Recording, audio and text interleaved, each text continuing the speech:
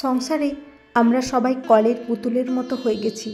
দম দিয়ে ছেড়ে দিলে লাফালাফি করতে শুরু করি।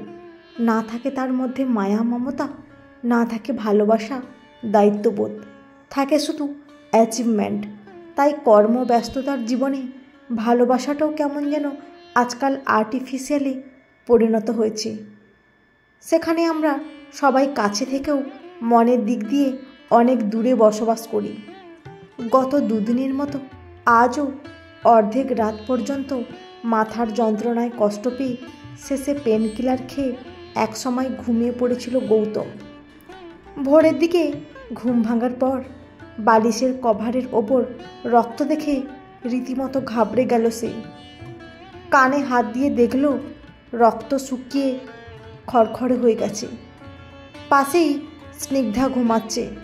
তার ঘুমের ব্যাঘাত না ঘটিয়ে বালিশের ওপর থেকে কভারটা খুলে বাথরুমে গিয়ে সেটা ভিজিয়ে দিয়ে কানে লেগে থাকা শুকনো রক্ত পরিষ্কার করে নিজে ফ্রেশ হয়ে ঘরে ঢুকে দেখল স্নিগ্ধা ঘুম থেকে উঠে বিছানার চাদর পাল্টাচ্ছে। স্নিগ্ধা গৌতমের দিকে একবার তাকিয়ে বালিশ বিছানা গোছাতে গোছাতে বলল, তোমার বালিশের কভারটা কোথায় গেল? গৌতম বলল, বড্ড ময়লা হয়েছিল বলে ধুয়ে দিয়েছি। ময়লা তো বিছানার চাদরটাও হয়েছে, কই সেটা তো ধুয়ে দিলে না?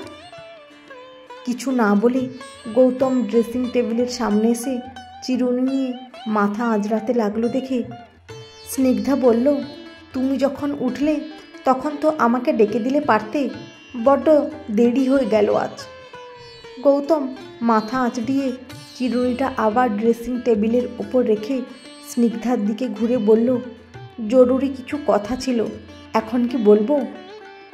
গৌতমের দিকে না তাকিয়ে রান্নাঘরের দিকে যেতে যেতে স্নিগ্ধা বলল, তুমি দেখতে পাচ্ছ আমার দেরি হয়ে গেছে, তাছাড়া আজ অফিস যাওয়ার তাড়া আছে, যা বলার পরে বলো। বলে সে ওভেন জ্বালিয়ে চায়ের জল চাপিয়ে বলল, তুমি অফিস যাবে না? গৌতম না বলে বলল, শরীরটা ভালো না।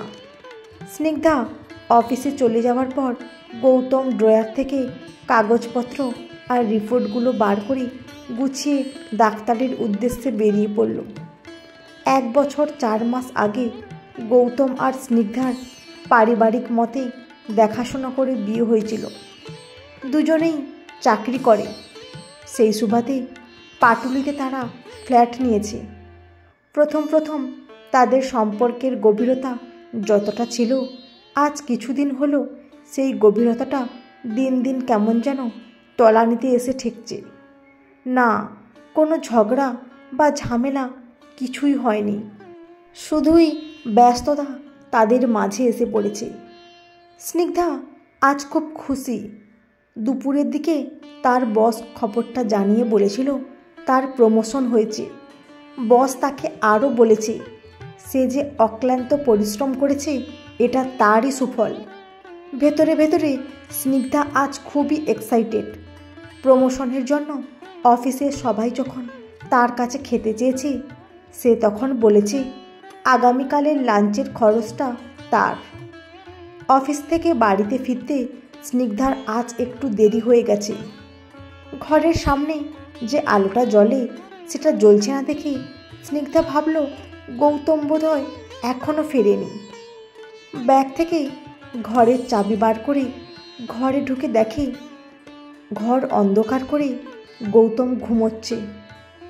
এরকম সময় ঘর অন্ধকার করে গৌতমকে শুয়ে থাকতে দেখে স্নিগ্ধার মাথা গরম হয়ে গেল।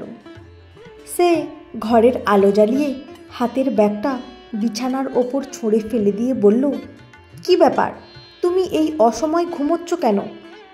শোয়া অবস্থা থেকে উঠে সামনে দাঁড়িয়ে থাকা স্নিগ্ধার দিকে তাকিয়ে গৌতম বলল, তুমি এসে গেছো?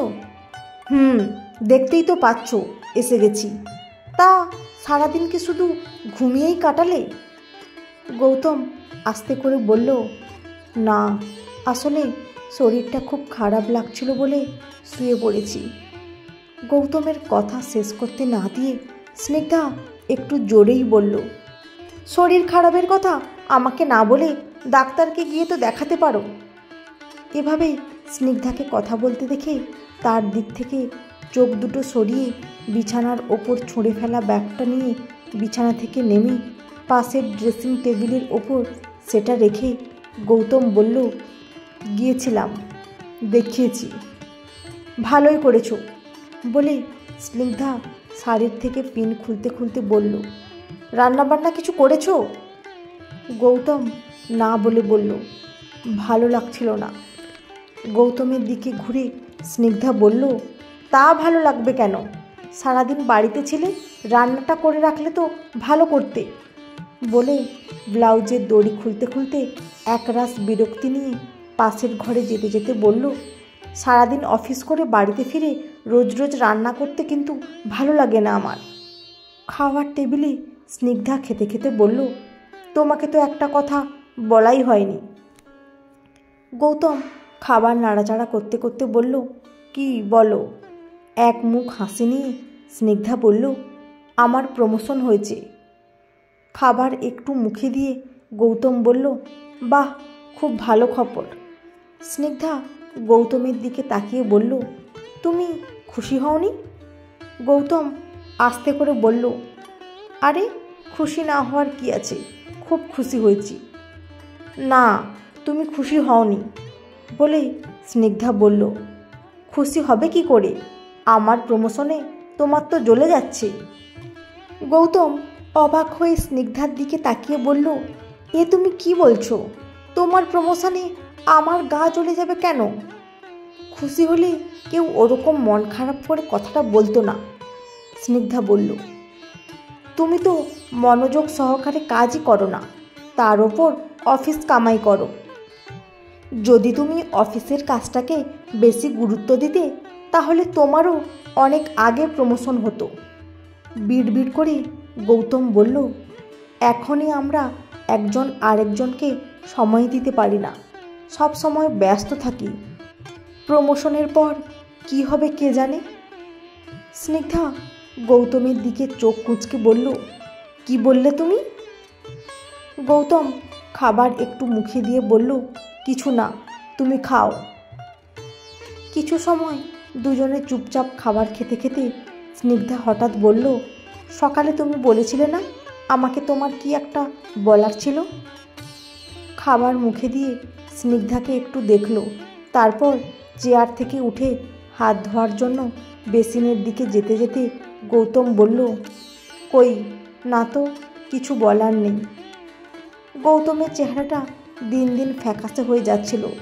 স্নিগ্ধা দেখলেও ঠিক সেইভাবে দেখার তার কখনো সুযোগ আর সময় থাকতো না, কারণ সে সবসময় তার চাকরি আর প্রমোশন নিয়েই স্বপ্ন দেখত। যখনই সময় পায় তখনই সে তার অফিসের গল্প করে। সে যদি ভালো করে গৌতমের দিকে তাকিয়ে দেখত তাহলে বুঝতে পারত গৌতম একদম ভালো নেই। হাত ধুয়ে গৌতম স্নিগ্ধাকে কিছু একটা বলতে যাচ্ছিল, কিন্তু সে দেখল মাথা নিচু করে স্নিগ্ধা এক মনে খেয়ে যাচ্ছে।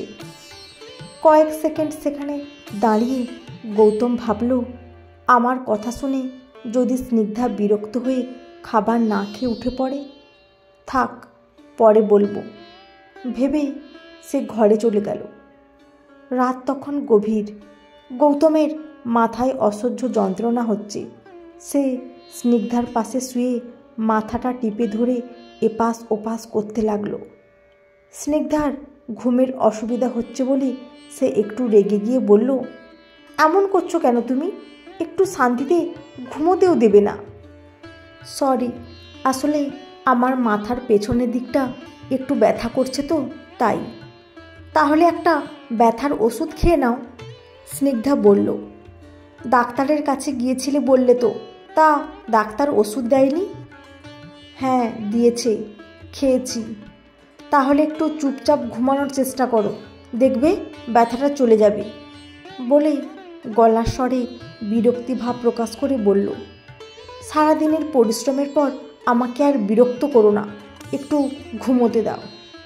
ক্রমশ কি হয় দেখুন পরের পর্বে। বন্ধুরা, আজকের গল্পটি কেমন লাগলো?